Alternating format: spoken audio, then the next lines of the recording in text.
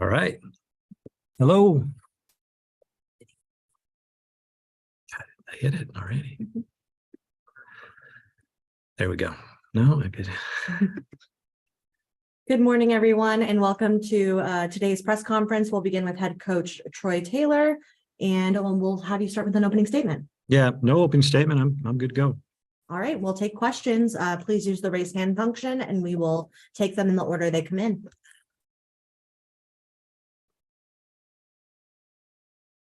Harold, you're up first. Hi, Coach. I'm just wondering, is Ashton good to go for Saturday? Yeah, he's cleared to go. Thank you, Harold. Steve?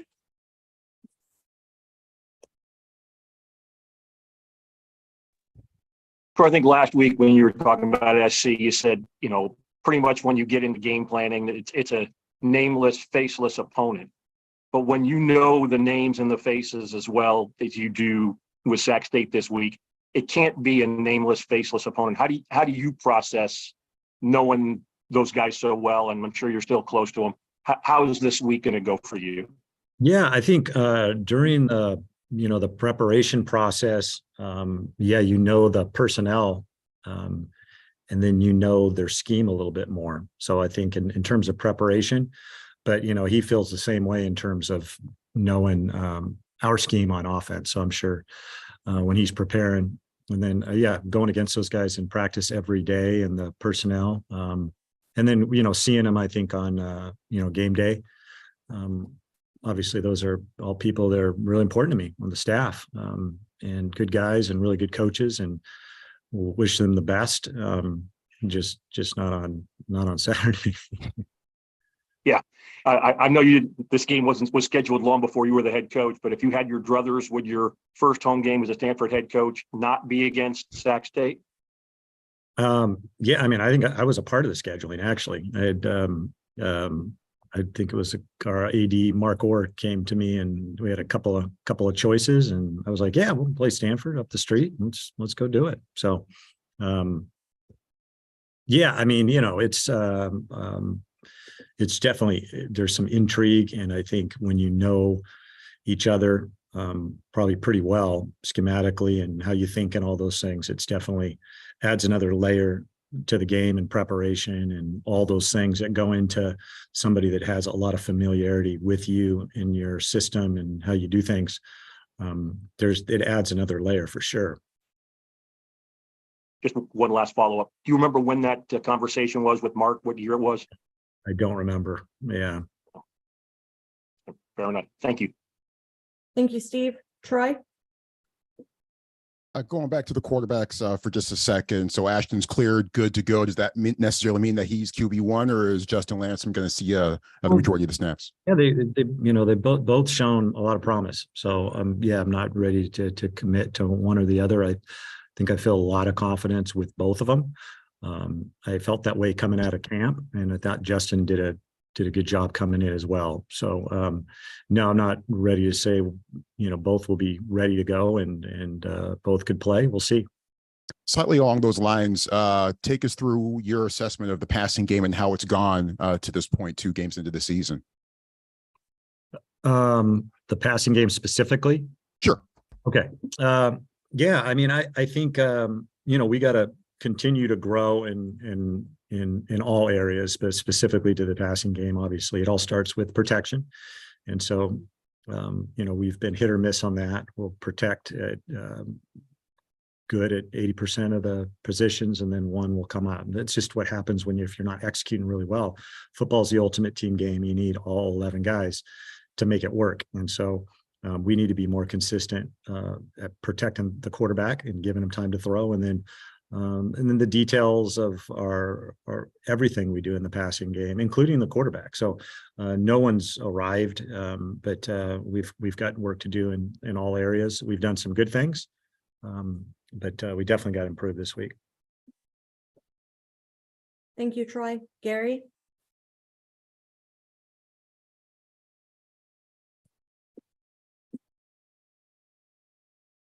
Gary, I think you're on mute. You're on mute, bud.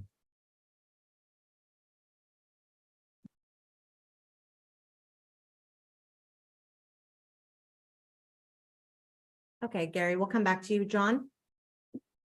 Coach, I want to talk about the Sac State defense. I'm real impressed with Coach Thompson. You know, a lot of us following your program lightly and the success you had offensively in the 66-63 game, but Coach Thompson seems to have built quite a resume as a defensive coach, and it seems like a deserved hire by Sac State. What are the challenges of facing an Andy Thompson coach defense? Yeah, really smart, really bright, great preparation.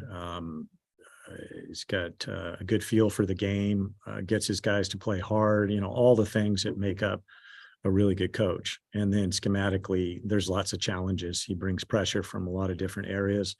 They just do a great job of disguising what they're doing. Very difficult on the pre-snap to see what they're doing. You know, he's just, I think you said, just been a tremendous defensive coordinator. And his guys love playing for him, and they play hard. And that was a key, certainly, to our success there, was being great on defense. And he was a deserving hire. I always thought he would be a great head coach, just the way he thinks, how he deals with people, and then just how sharp he is. Gary, you want to try again? Yeah, I'm sorry, Coach. I'm a little technologically challenged. I noticed in this week's poll that 8 of your opponents this year, including the one you played last Saturday, are now in the top 25. So you've had a hell of a baptism by fire. Yeah. How do you look at a game like this, though? You know, do you breathe a sigh of relief and say, finally, we've got one, you know, that's not a super team? Or is it such a great motivation playing against your team and opening at home that there's no chance of a letdown of any sort? Well, I'd say first, the conference, yeah, and I think everybody, you guys included, knew that this is as good as the Pac-12's been in, I don't know how many years, maybe 20 years, but I think the quarterback play is exceptional. You know, just having all those guys back, kind of the new wave in college football is quarterback sticking around for another year. So just really, it's a tough schedule. There's no question. And in regards to Sacramento State, I mean, this is a team that they expect to come in here and win. We last year we went to Colorado State and had that expectation, and we're able to win that game. They have that mentality. They expect to win every game. This is going to be an incredible challenge for us, both schematically, and I know those kids are recruited, you know, the majority of them. They're good players. They're tough players. And it's going to be a very challenging and tough game for us. Thank you, Gary. Jake? Hey, Coach. Jake Gaden from CBS Sacramento. First off, has Mark or Andy or anybody on staff reached out to you this week in a friendly, fun manner at all?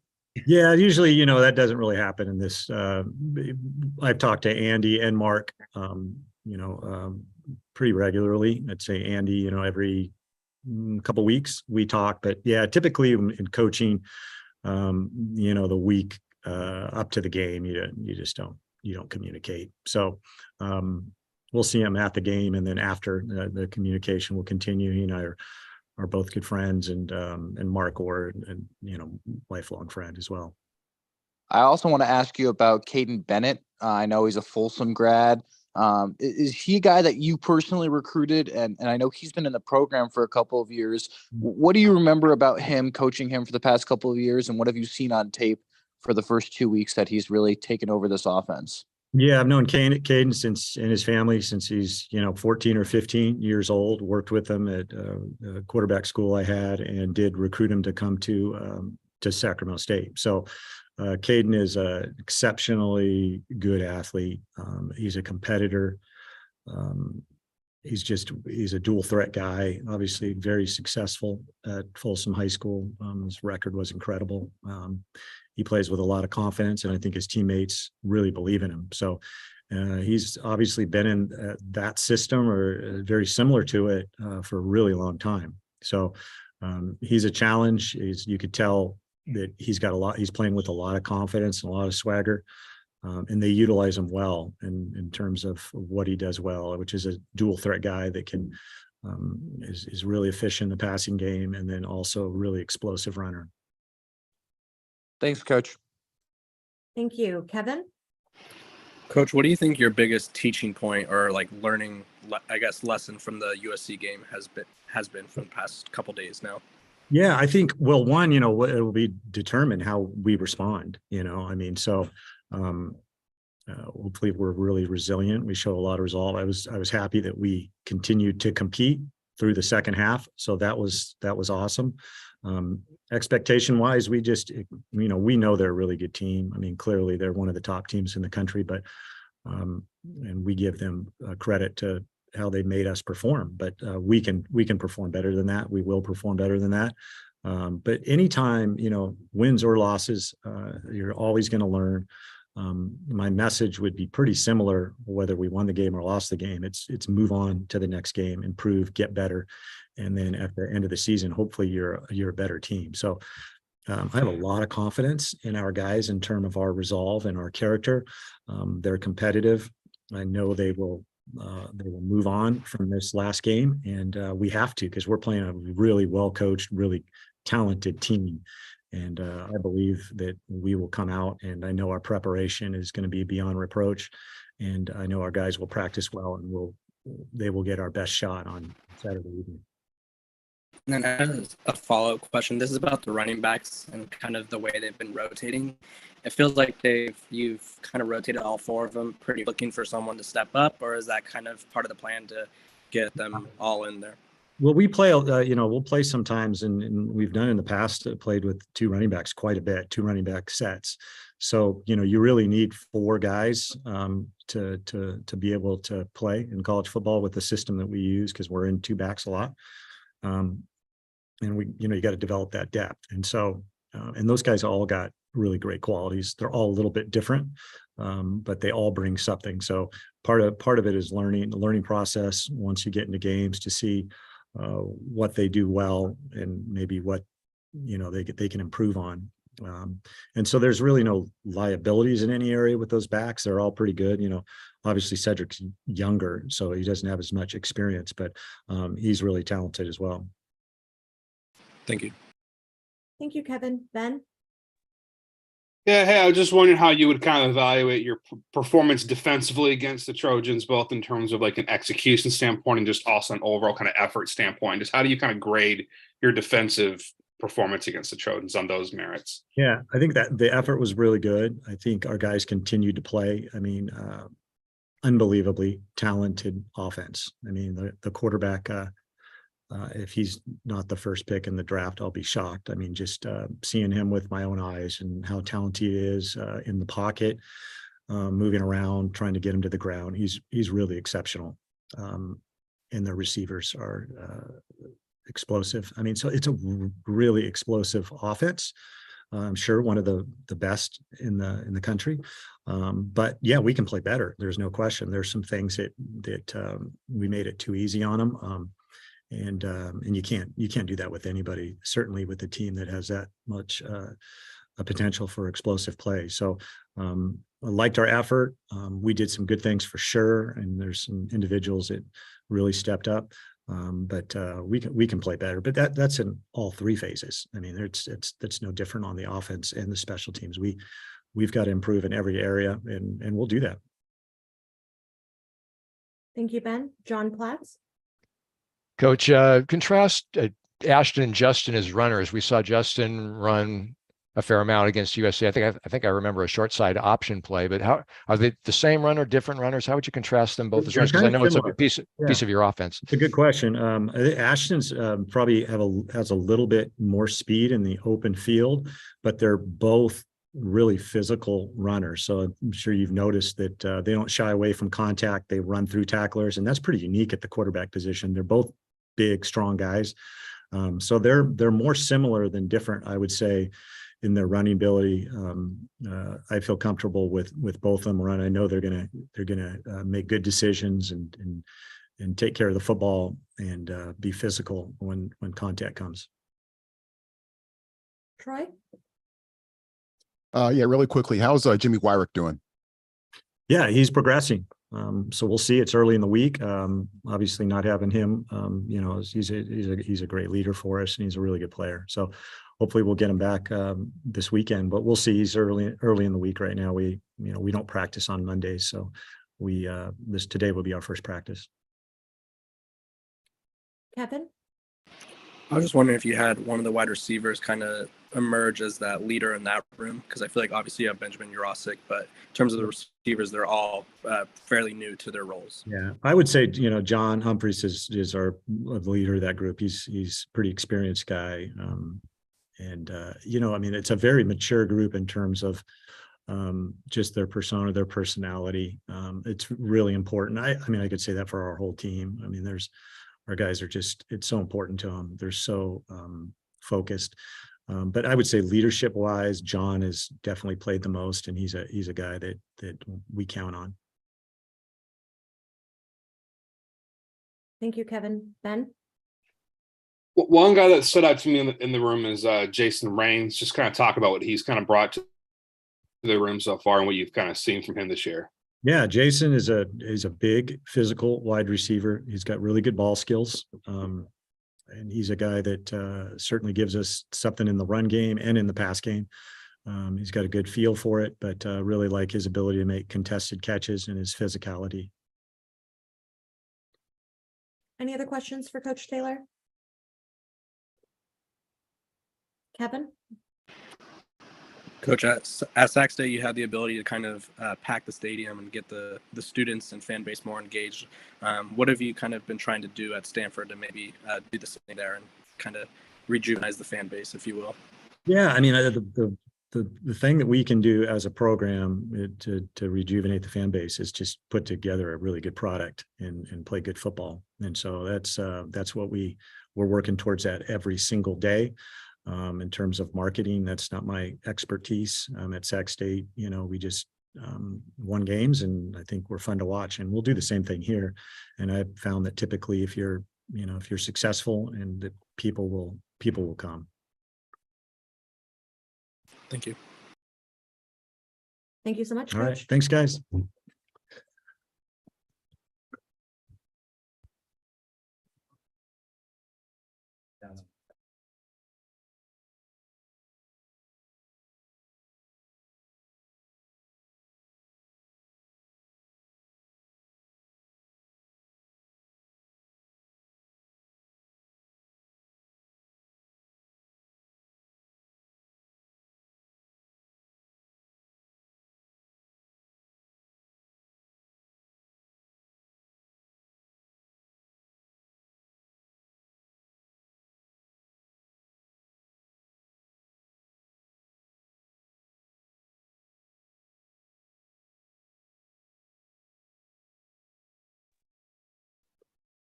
All right, everyone, we are back with Colin Wright. We will take questions in the same format that we did for Coach Taylor.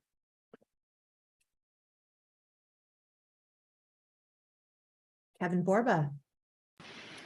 Hey, Colin. I was just curious what you guys kind of took away from the USC game. Like, obviously, it didn't go your way, but what were like some, I guess, teaching moments? Something. Hey, Kevin, you broke up during that. Do you mind repeating the question?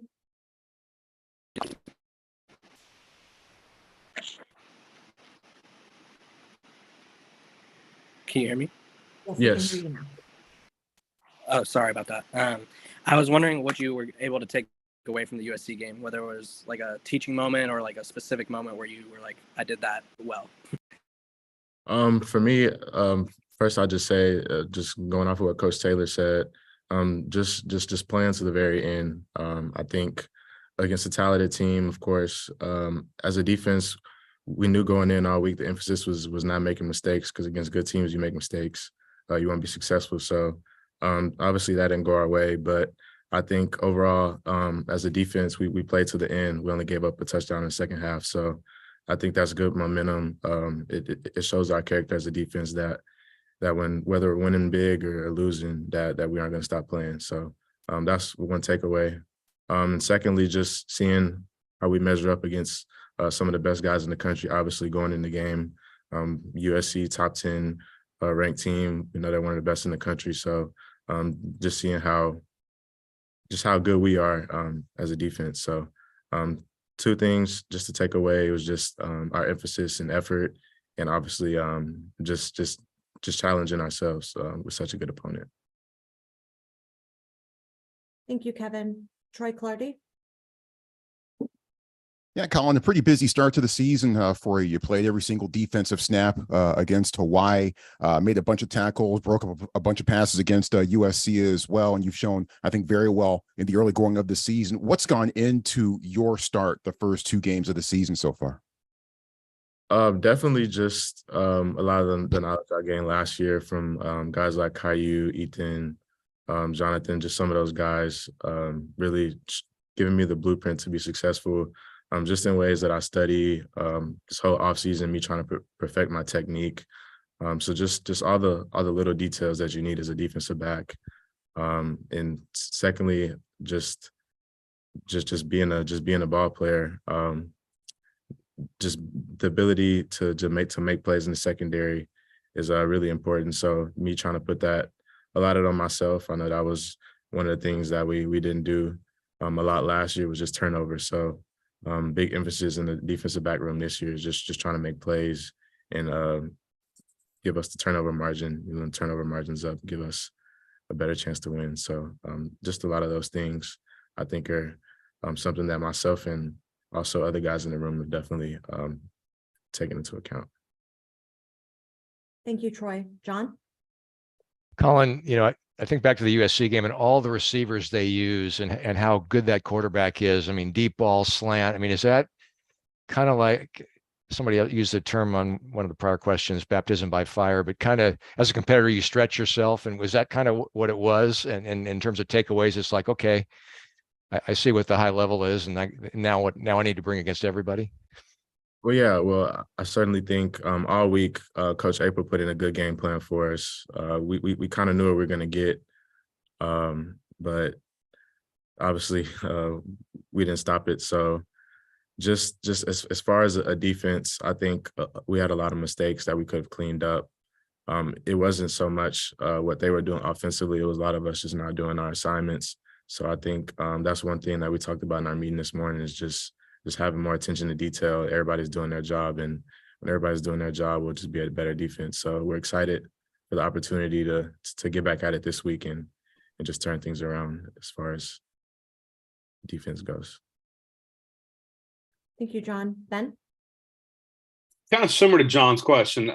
Just how much fun did you have going up against that explosive offense? With the cornerback, it's a lot of one-on-one matchups and a lot of just individual matchups and everything. How much did you kind of relish challenging yourself in that way and then making some plays and winning some of those battles, because it looks like you did? Obviously it was fun. You know, I've dreamed of playing in a big game like this my whole life. Being in the Coliseum, I think it was 67,000 screaming fans watching us play. So obviously it was a good experience on the field. And just priding myself on just being a competitor against some of the guys that everybody deem some of the best in the country. So just competing and making plays, I think, is definitely shows that I can play against some of the top talent, but also shows that when we do make plays, look how successful we are as a defense. So a little bit of both, I'd say. The success that people say I've had is probably something I'll look at towards the end of the season, but obviously we didn't get the job done. So just come back and work to get better this week. Thank you, Ben. Steve? Colin, how you doing? Good. How are you?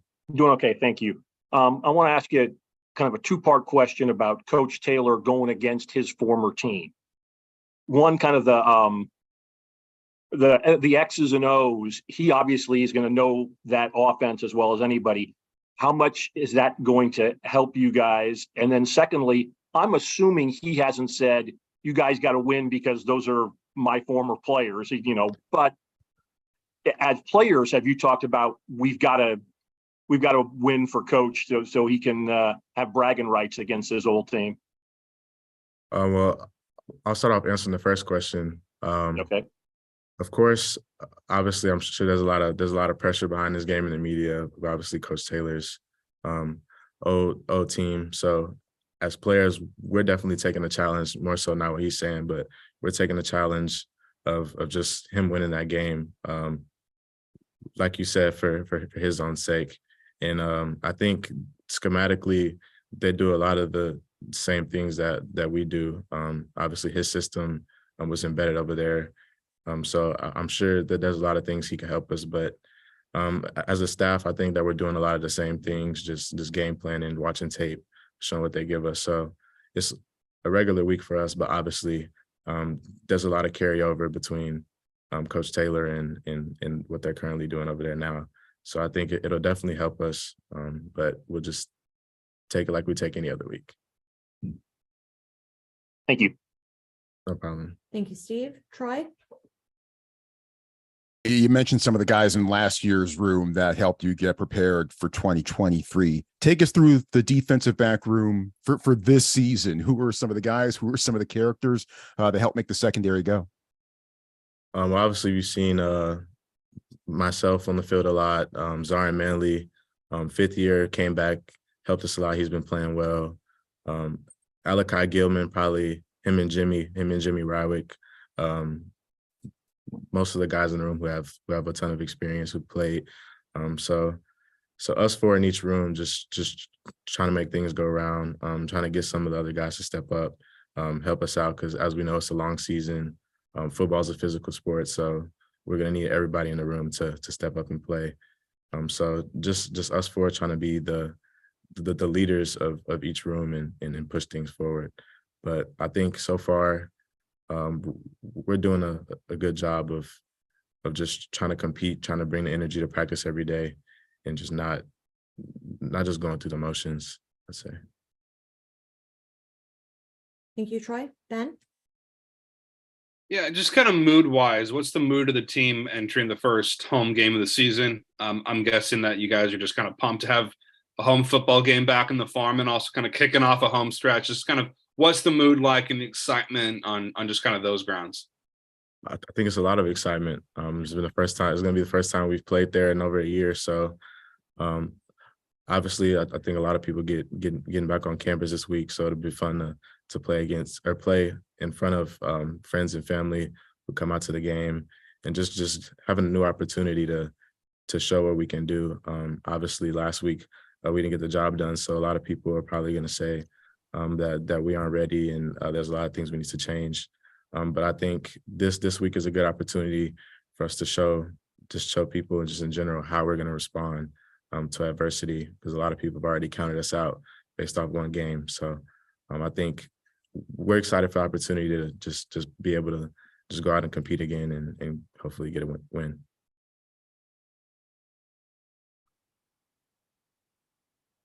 Any other questions for Colin? Thank you, Colin. Thank you.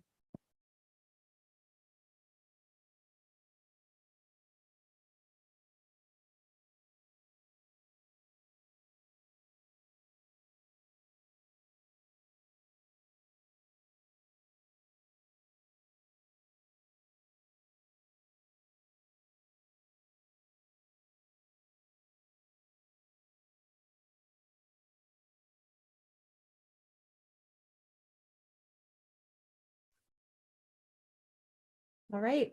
We have running back Casey Felkins. We'll take questions same way as we have been.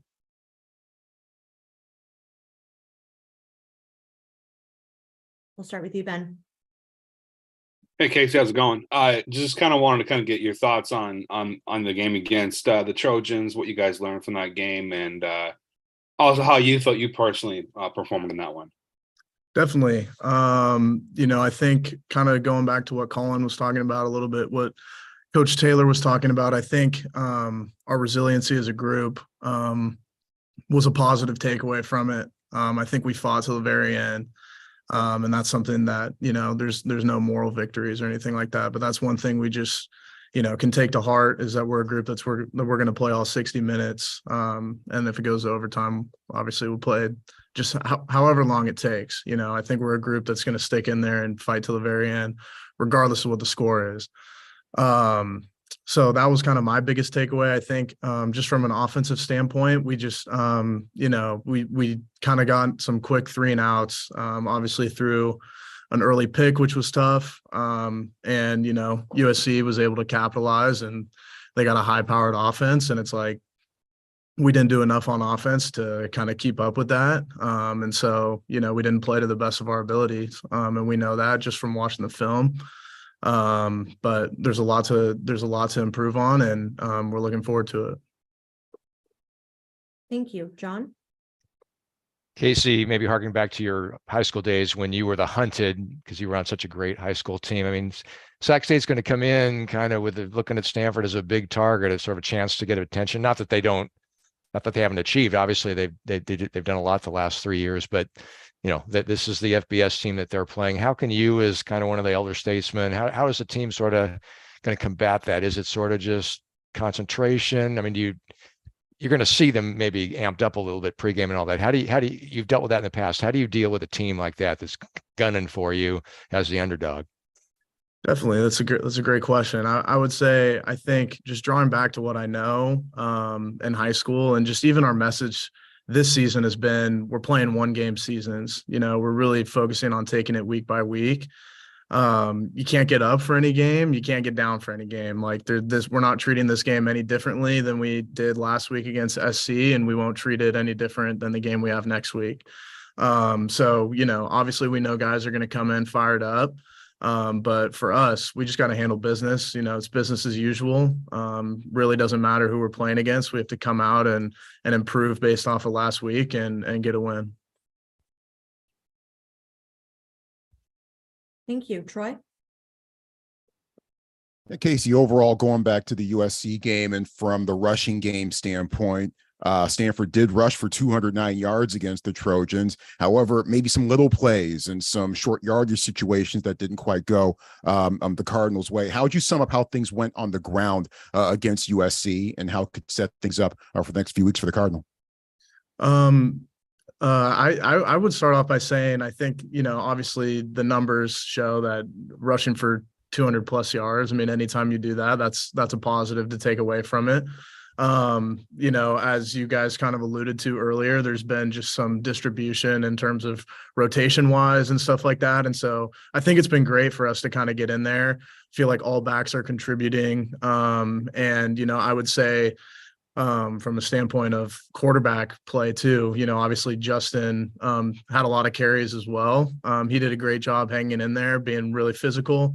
And our line stepped up, and we knew USC was going to come out fast from their front seven standpoint. They were going to move a lot, play different games and stuff like that. And so it took us a little bit to adjust to that, but once we did, I felt like we were able to establish a bit of a run game. We had some explosive plays that were exciting to see, and I think we have a good opportunity this week to continue to build off that. Thank you. Back to John.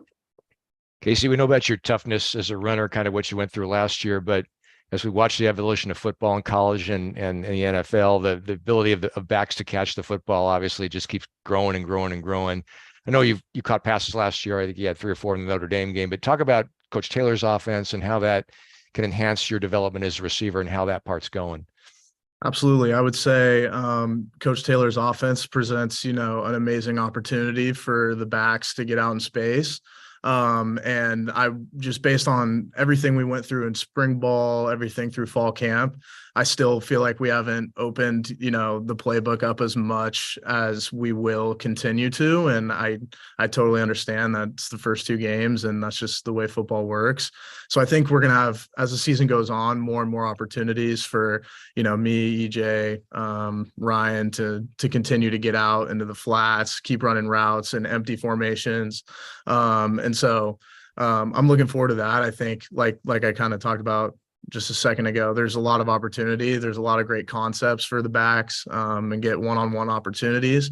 So it's been great to kind of just continue to refine my skills from a receiving standpoint. And I feel like that's going to continue to pay dividends as the season goes on.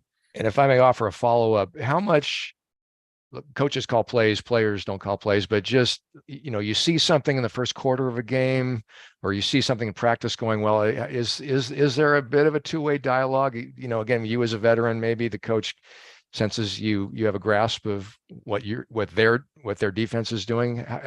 Shed some light on how or if that happens.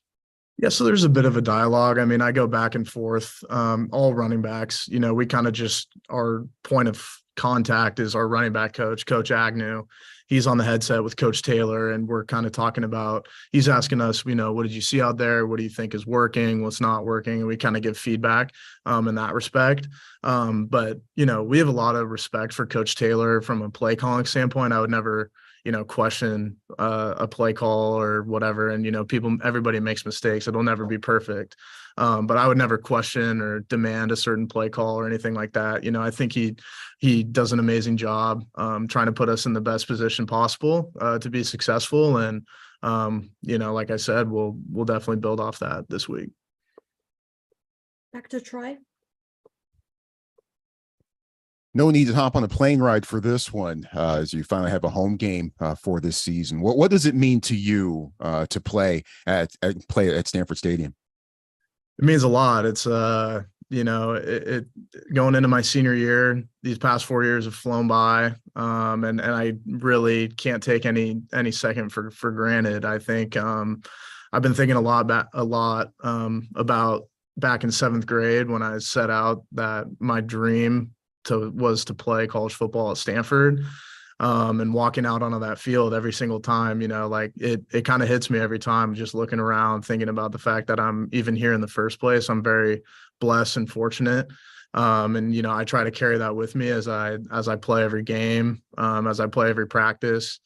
So it means a lot, home opener, we're looking to, perform a lot better than we did last year at home. And, we think we have a great opportunity to start that off this week. Ben? Just want to get your thoughts on a couple of newcomers to the running back room, Cedric Irvin and Ryan Butler. Just what have you seen from those guys, and what have they brought to the rooms? Absolutely. I think both Cedric and Ryan have been great additions. I really just have been amazed by their overall knowledge and feel for the game. They both came in, Cedric as a freshman, Ryan as a transfer, with a great understanding of the playbook, which, speaks a lot to just how much time and dedication those guys put in to really studying. And this offense it's difficult to pick up just from first off, because you got to learn hand signals, all the different formations. And they came in and it was like they had been with us since the spring, which I think was really awesome. And that's just a credit to those guys for coming in ready to go. And from a physical, just football standpoint, I think they're both different backs. Ryan is a very physical downhill guy. He's shifty. He'll make dudes miss. And he's, kind of a bigger dude who is just a physical guy and pass protection. Like I said, he's very smart, so he has a great feel for what's going on out there. And Cedric coming in as a freshman, faster dude, quick twitch, really shifty.